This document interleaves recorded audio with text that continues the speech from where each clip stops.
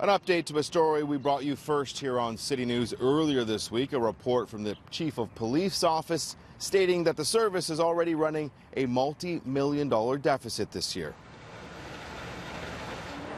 As we told you on Tuesday, the report states that the Toronto Police Service already has a $3.8 million deficit in the first quarter of 2018, and they're projecting to go $6.3 million into the red, largely because of staffing levels and overtime paid to officers handling high-profile cases like the Bruce McArthur and Sherman investigations.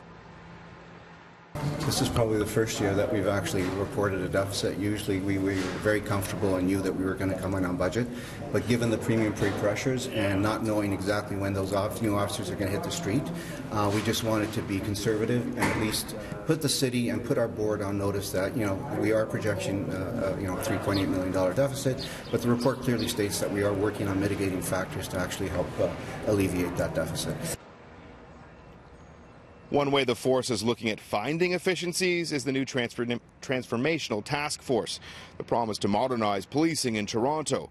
Former Police Service Board member Shelley Carroll believes the new measures that are still being rolled out could go a long way.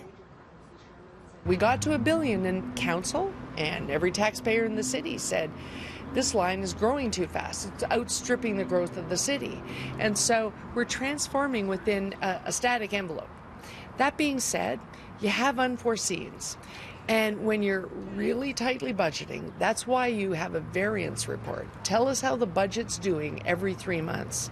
And in the very first 3 months, we've had to absorb the Sherman tragedy. We've had to absorb the huge McArthur investigation. We heard today from the Chief Administrative Officer that he doesn't believe they've ever run a deficit. How difficult could it be for police to find efficiencies to make up for this $3 million deficit that we're already facing in the first quarter? It might be very difficult. It might even be impossible. These are cases, the Sherman case and the McArthur case, where multiple sites are needing round-the-clock supervision, and so they may not be able to make it.